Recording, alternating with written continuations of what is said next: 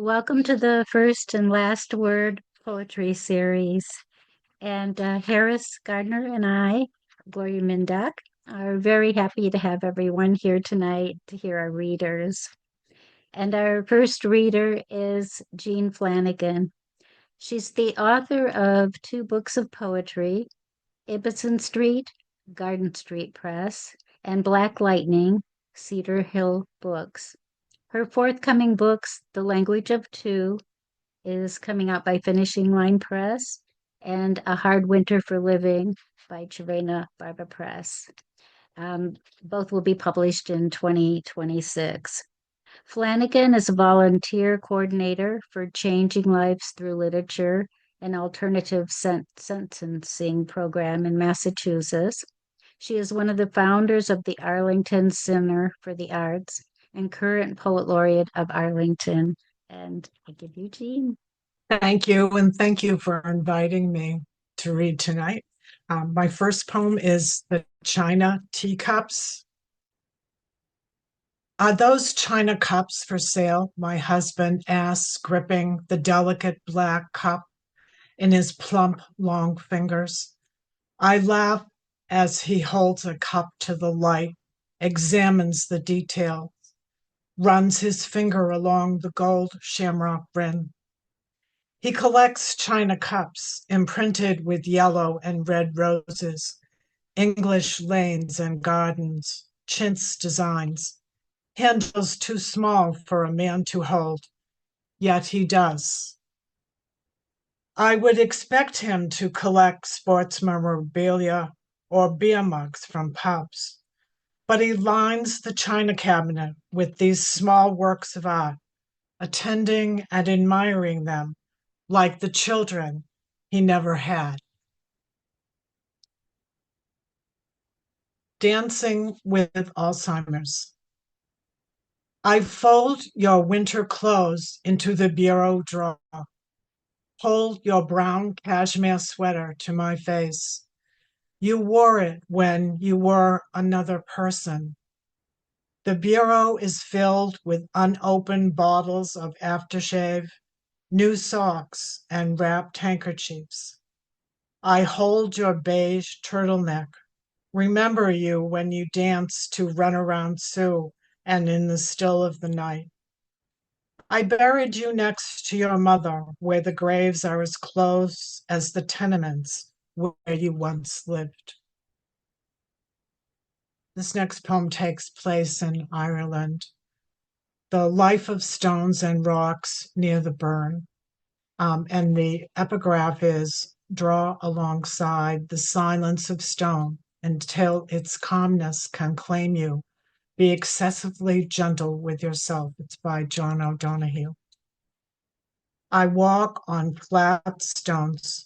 The crevices and cracks in the rock go deep into the ground. The stones are old and lined from being tossed about by glaciers that moved them here. Still, not a whisper, just the silence. The quiet gives me time to lower the voice in my head, to accept the passage of time, the losses of those who lie among the buried. Miracles are born here among the purple or wild orchids, protected by massive gray stones. Nearby, the ground is covered with white shale. This poem also takes place in Ireland, but on the other side of the country. Ballad of Goodbye at Ardmore. The love I feel for you is age old, as though we were huddled together while rain fell on the barren fields, as though you and I watched the ocean from the top of a hill and remembered how life was before the potatoes rotted.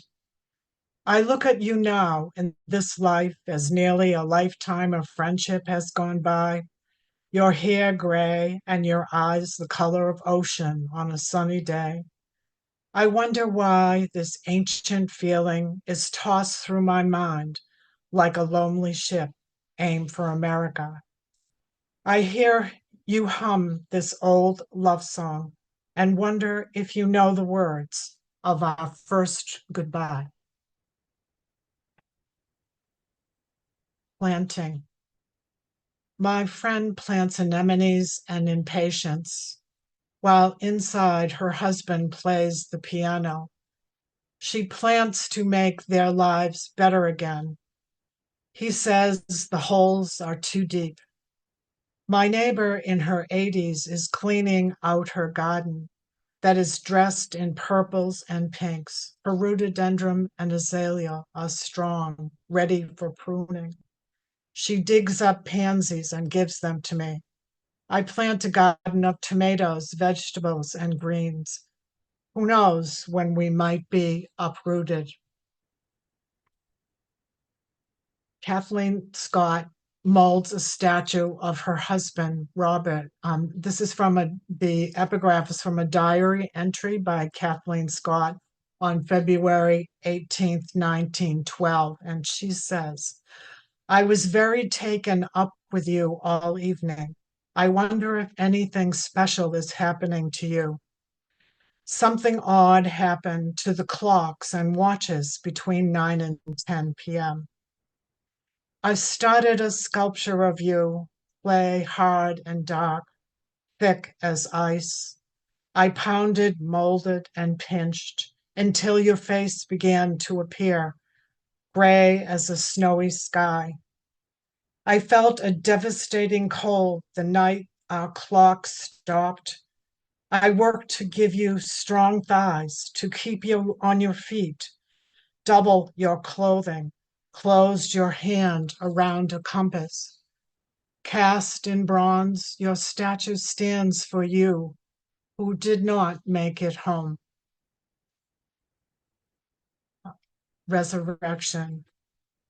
My neighbor kneels on cold ground, freeing the tulip stalks from under the leaves. I watch her from my window, think about resurrection, about being here to see spring. I hope someone will clean up my garden when I'm gone, allow the tulips and lilies to flourish in their purple and pink. My husband is buried at Mount Pleasant. Today, the cemetery ground paved in, the caskets opened. All were freed from the cold ground. It has been a hard winter for living. This poem is dedicated to a friend of mine who is an artist. Barbara Sunflower Print. Barbara studies the vase full of sunflowers, begins to draw. The golden curves, the brown center, the green stalks. Some petals turn away from the light as though in chaos. While she plants, she imagines her Ukrainian friend planting sunflower seeds, listening to gunfire in the distance, angry planes flying overhead. Her friend takes sunflower seeds, puts them in her jacket pocket. If she is killed today, sunflowers will grow where her body lies. A passion for numbers. And this is for Ada Lovelace, who was the daughter of poet Lord George Byron. She was an extraordinary mathematician and credited with the first world's computer programmer, being the first computer programmer. Lying on my back, I count stars and constellations by two, count numbers like words and beat to measure. I'll play any game to learn from Charles Babbage, inventor. I translate his numbers, interpret his language. He christens the first computer machine Ada, and I have come to understand the language of two. Gazebo. My grandfather built a gazebo, a tribute to his only daughter, planted an elephant vine to climb the sides, an odd place for a gazebo overlooking tombstones in Somersworth Cemetery. It could be in a movie, a place where lovers meet in a rainstorm, or where the villain gets stabbed with a knife by the hero waiting in the ivy. My nephew designed a gazebo. He said he heard his mother's voice asking how she could manage the inside in a wheelchair. So he built the gazebo with ramps to every corner. As he worked, he mourned her and saw her sitting watching the fog cover ocean and sky and wild geese flying in formation. And the player, the last poem. She could not listen to one more note. It rang in her head. All he could play was the same haunting melody again and again on his trombone. She begged him to perform somewhere else, anywhere, she said. So he left. He flung his trombone into the back seat and drove to the parking garage where the moon lights the cement. He danced near the edge and played the melody. It seeped through the empty floors and echoed like her voice in the night air. Thank you. Thank you, Jean. Our next featured reader is going to be George Kalogeris. His most recent book of poems is Winthropos. He's also the author of Guide to Greece, a book of paired poems in translation, Dialogos, and poems based on the notebooks of Albert Camus, Carnets. His poems in translation have been anthologized in Joining Music with Reason, chosen by Christopher Ricks. I give you George Kalogeris.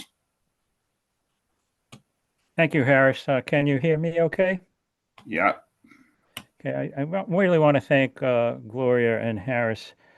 Both of them are excellent poets, and there are a number of excellent poets, but very few poets who are heroic in what they do for other poets. And these two are that way. So thank you, Harris and Gloria. I'm going to start off with a poem called Tomatoes. And there's a reference to the KKE. The KKE were a communist party in Greece during the Civil War. The Civil War was right after World War II. It was quite brutal. The communists fought against the nationalists. Both sides were awful. But anyway, there's that reference to the KKE. Tomatoes. It's when I hear how one out of every three of the first Cambodian grocers in downtown Lowell had somehow managed to flee the Khmer Rouge. I think two things: satanic boot mills, where alley by alley my mother's father once failed to dodge the splatter of rotten tomatoes, and volley by volley those shooters who somehow missed my village uncle as he scampered up goat paths, eluding the KKE. Row by palpable, swollen to bursting row. It all comes back in those ripe domadas my cousins and I would pack into narrow cardboard cartons. In my father's grocery store, I pictured giant blood blisters, flush with a little cellophane window, and elders of legend running the tribal gauntlet.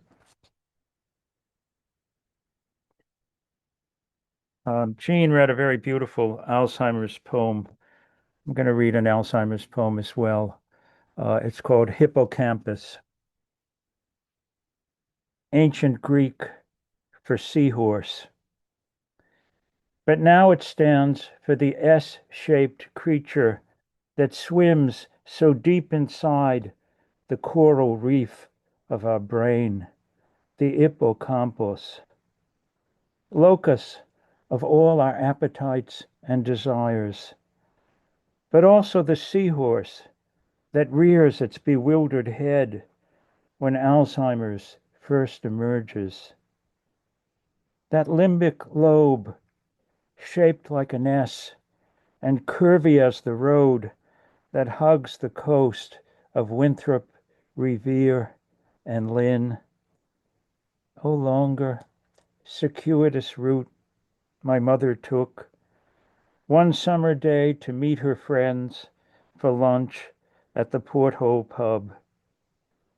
For almost 30 years, their Tuesday routine, with Betty Castanotis arriving first to save their favorite booth. No wonder I'm puzzled when I'm told about Revere Beach and the bumper-to-bumper traffic. But don't you always take the back roads, Ma?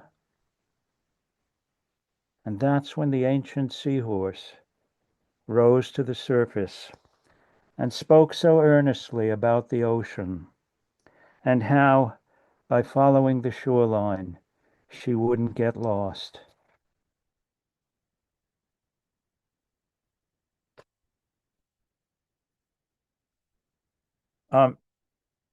There's a very strange, beautiful image on a Greek vase. There's two, possibly three,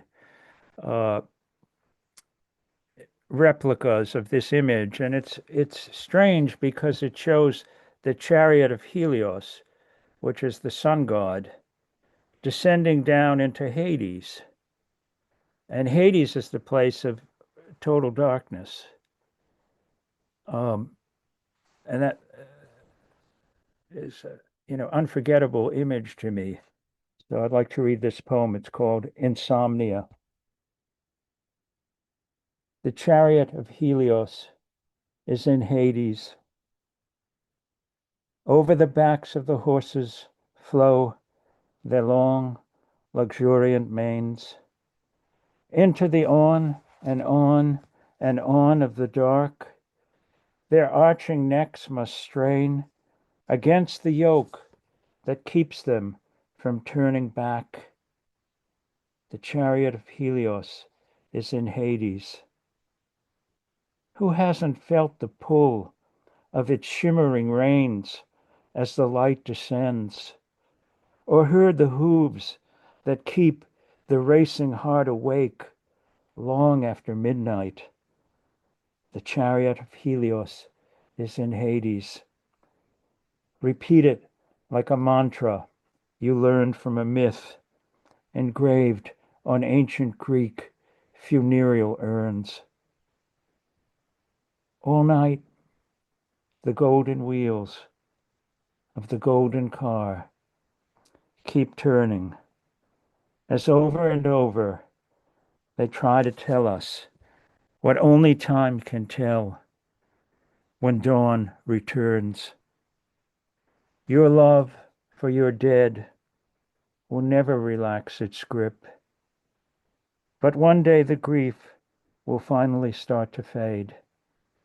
The chariot of Helios is in Hades.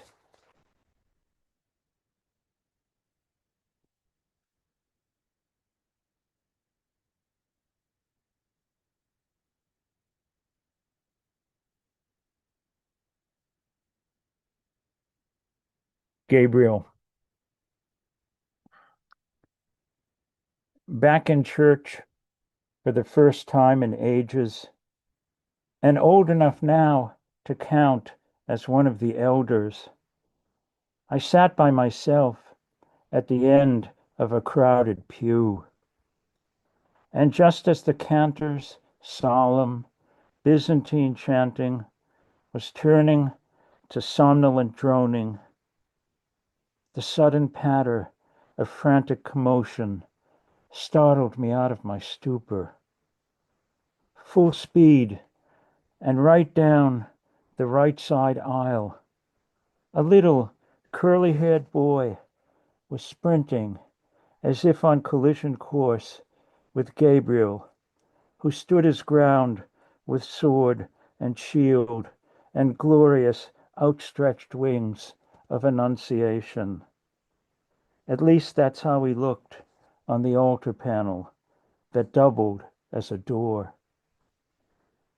But that's when this kid, all in one motion and never breaking stride, will turn the knob with one hand, just as the other palm delivers a flat smack to the staunch archangel's astonished face.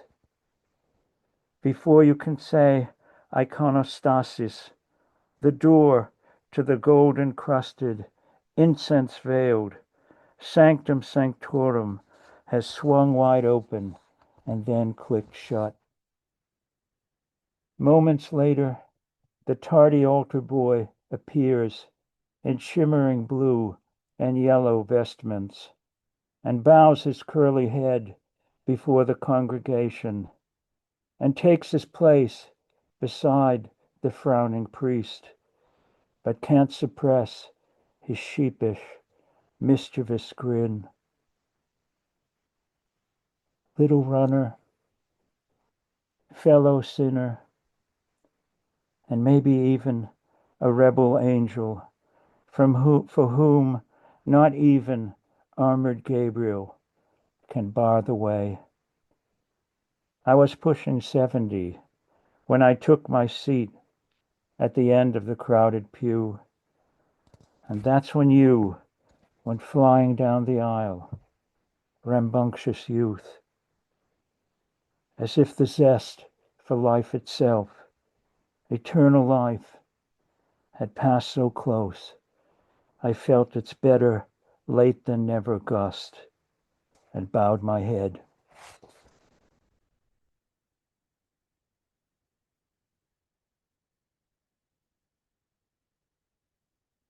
I live in Winthrop. So the title of my book is Winthropos. My father Greekified the town. But Winthrop is very, very close to Logan Airport. It's really just across a bay. And the planes come in so low that the windows sometimes shudder. And this poem is about a street that borders Winthrop and East Boston. The street is called Anavoy, Anavoy.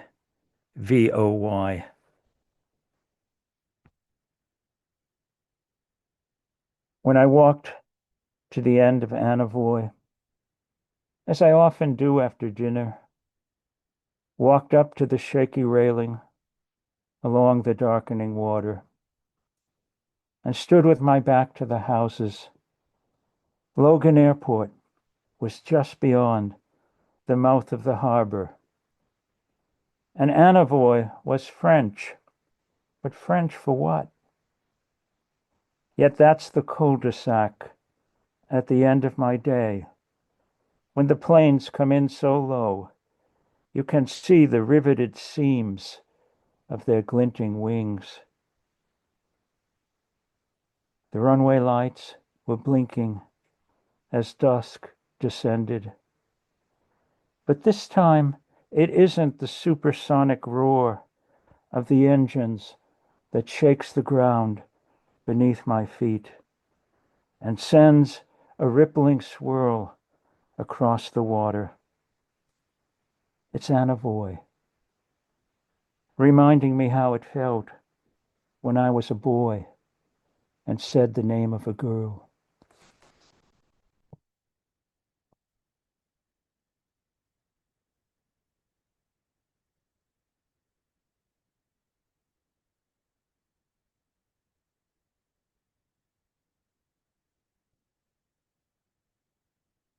I want to go back to my father's store for a poem. My father had a little grocery store. He was an immigrant. He had it with his two brothers. They had very little English. And I would, when I was a boy, we would deliver the groceries to houses in Winthrop, and I would go with him. And this is a poem about that. And it's called The Tip. It's summertime when our grocery van pulls up at Mrs. McGovern's daughter's house. A scorching hot day when my father tells me his winter story of how, when he first came to the States, a kid my age, but lacking the glossa, English, the nice griot old lady had asked him with gestures to put up a Christmas tree, équi, right there on her lawn. The tree, with its bulbs and lights, was ready and waiting. All he needed to do was peg the stakes and tie the ropes. But the wind was blowing so hard, and it was creo, he said, bitter cold, and the stakes went only so deep in the frozen ground, and he had no gloves. Over and over, the teetering trunk kept toppling over, and then it got dark, and he had to stop, but not before I saw the color drain from my father's downcast face. How shameful it must have been to ring the doorbell and face the griot without the English glossa, forced to point at the tree, that glorious tree that's meant to point at the Star of Bethlehem, but lay on the icy lawn. Its dangling bulbs unlit, the ropes unstrung. My father's hands still burn with the pull of frozen rope, as if he was still my age, a boy in the bitter cold. But here, that lawn is all a shimmer with summer, and all I can do to help my father is help him to carry the grocery boxes up the steep back stairs and through the kitchen door left open for us. And since it's so hot and the ice cream has already started to melt, we're quick to pack the perishables inside the fridge. Though Mrs. McGovern's no longer alive, her daughter has left the check taped to the counter along with the tip. As if any labor done in good faith could ever aspire to anything higher than evergreen failure, forever fallen afresh. The tree was a key, the tip is for me. I think I've run up against my time, so thank you. Unmute. There we go. All right. So for our third featured poet, Carla Schwartz's poems have appeared in her collection Signs of Marriage, Mother, One More Thing, and Intimacy with the Wind. You can learn more at her website, https://carlapoet.com or on all social media at CB99 Videos, recent curations, autumn sky poetry, contemporary highborn online, McQueen's Quintily, modern haiku, and North Dakota Quarterly, One Art, and Rattle. Carla Schwartz received the NEPC E.E. Cummings Prize. I give you Carla Schwartz. Hi, I'm Carla Schwartz, and you've heard my intro, and I'm going to read to you some poems right now. And I want to thank Gloria and Harris for hosting this reading, and of course, the other readers, George and Jean, who were so wonderful. I'm going to start with two poems that are in my book, Mother, One More Thing. It's actually one poem and two parts of a 6-part poem. And poem is called Passports. It's after the film by Sandra Kogut called My Hungarian Passport. First part, language. Unlawful to mutilate is printed in English. My mother's motherland was German, now Polish. Her girl eyes saw home fade away out the back of a taxi, to a train, to a boat, to an island with big cockroaches landed here, leathered in her daddy's suitcase. Language was guarded for secrets with her mom and otherwise lost. I learned 12 words of German from Grandma, too. Eine, nein, Bluse, Baum. And here is a tree, plant firmly in ground. And here I am, soiled American, asking which country is my country. And this is part 6 of that poem, European Passport. The book I garner, given graciously, 2 years unused, license, ticket, bears my likeness, unstamped, untraveled, unquestioned, the key to homeland not yet turned, not dared to open, to invite. Who are you to enter my country? And this next poem is a poem of this time as well. It's called Dear Mother.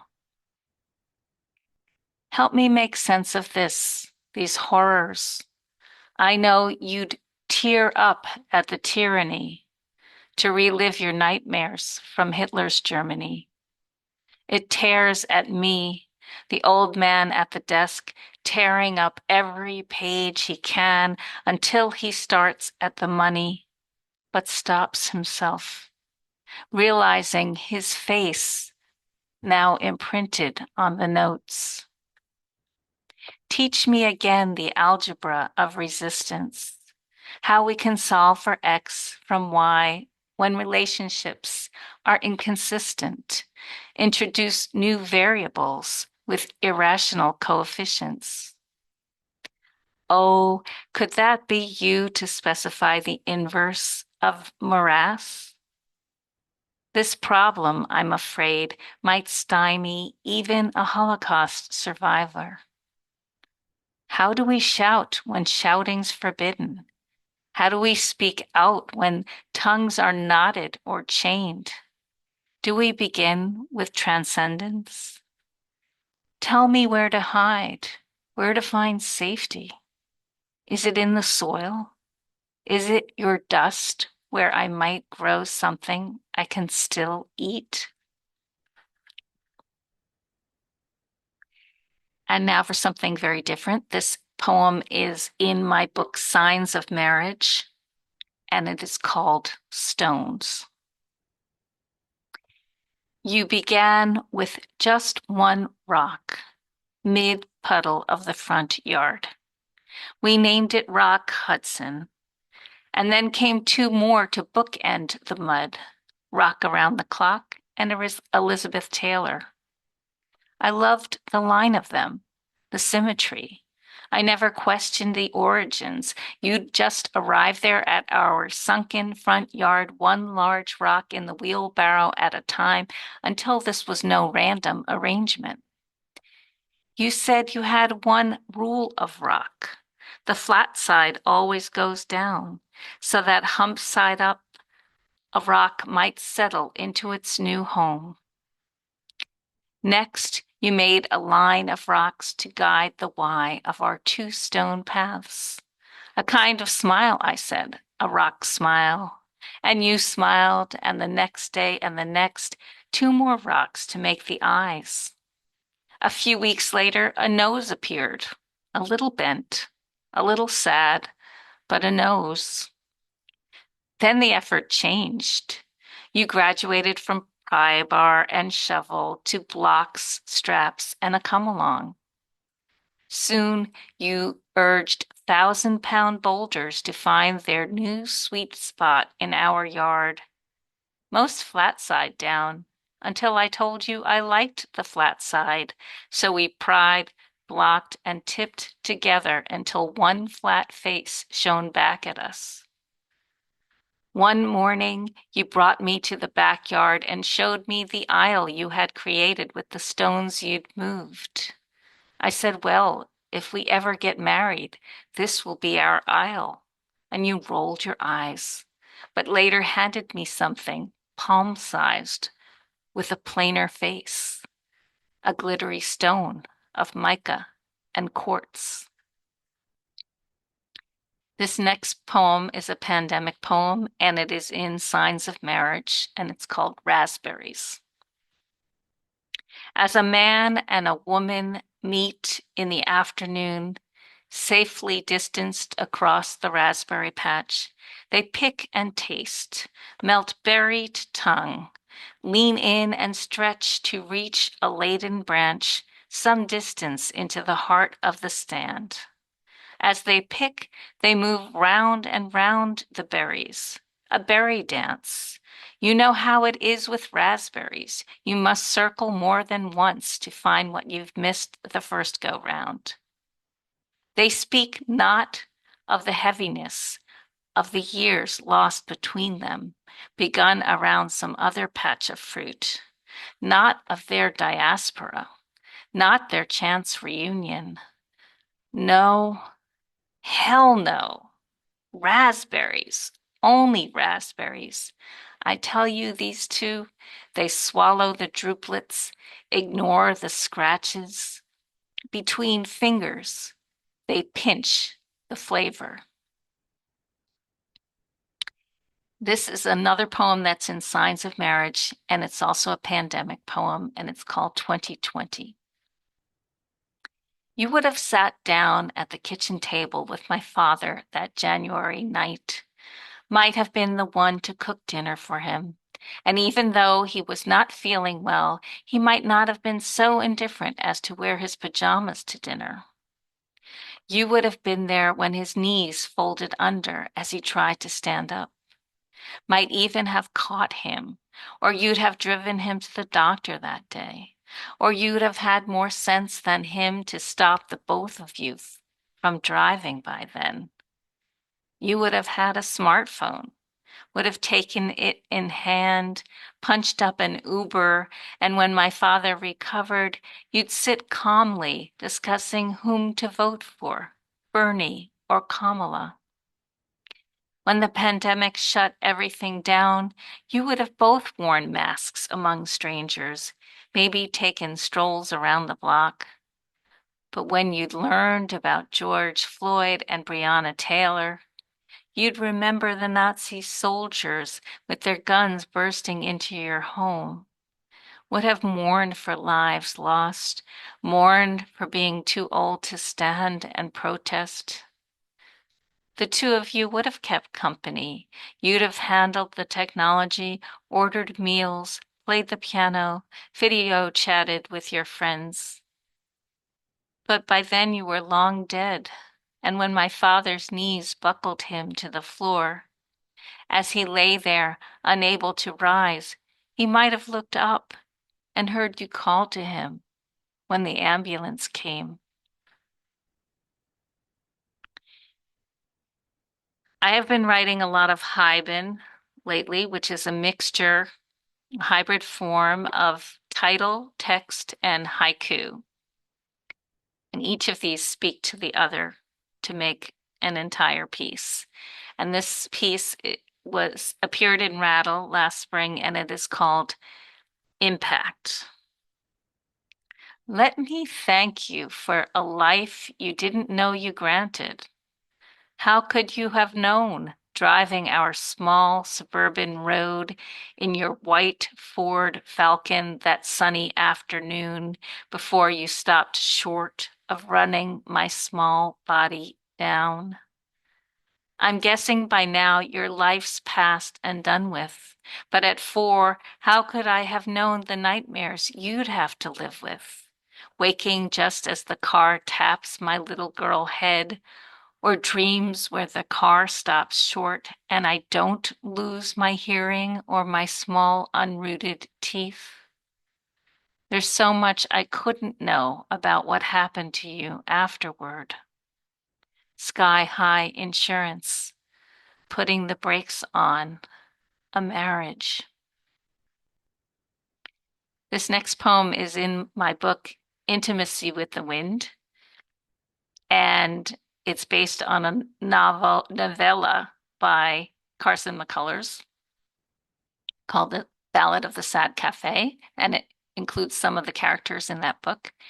And this poem is called The Sad Ballad of the Garlic Mustard. And garlic mustard is an invasive in New England.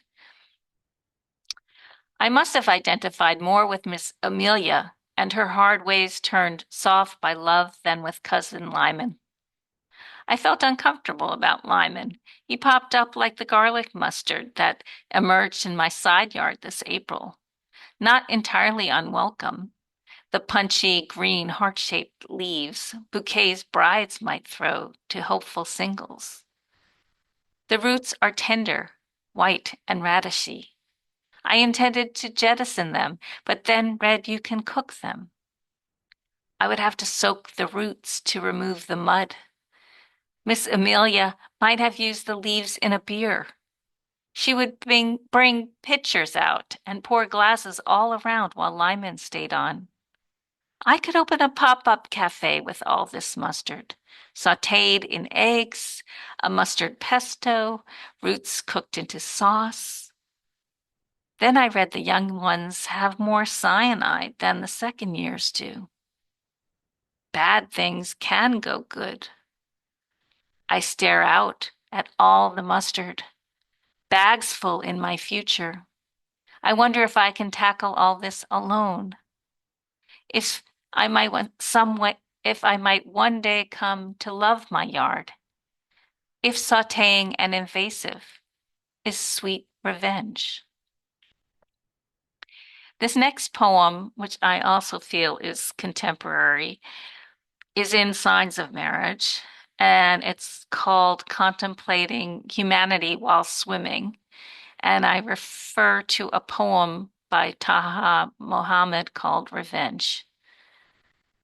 After a mile, I stop paddling and drift. I strap an orange swim buoy around my waist, then don the goggles, gloves, and fins. Like a mink on a rock, I slip off my board. I begin arm over arm on my back, towing the board behind.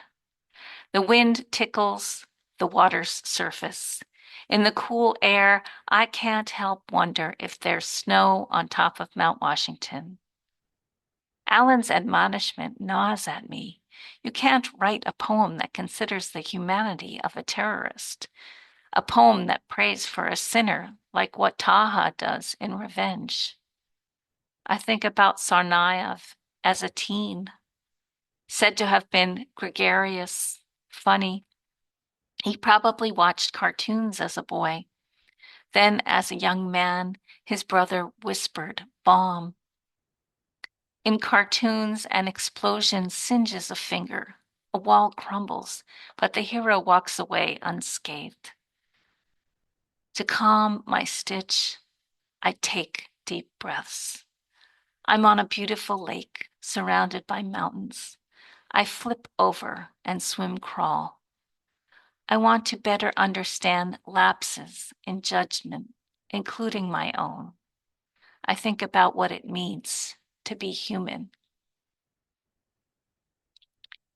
This next poem is not in any of my books, but it was in Ibbetson Street. To make a pie. First, just imagine the blueberries.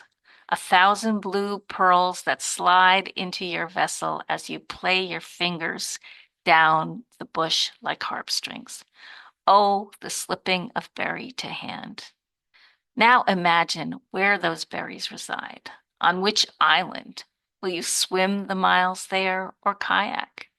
And how the wind might thwart or aid your journey.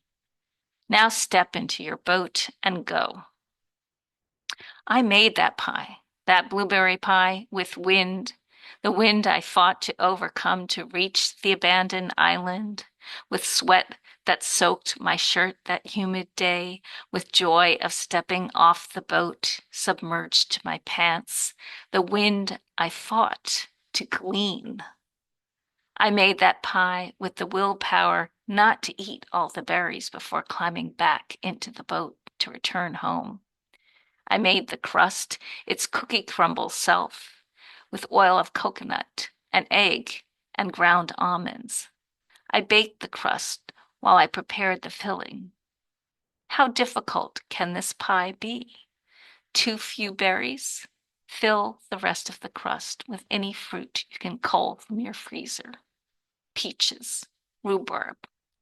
Add cinnamon, cornstarch, a drop or two of lemon for sour, then bake and taste the wind, the fruits of your labor. I'm going to read 2 more poems. This one is in intimacy with the wind, and it's called The Mistake of Cutting Down. I was mistaken. I didn't care for the pine trees that bordered my yard. The needle pissers, the sap criers, the sun sponges, the temples of shade.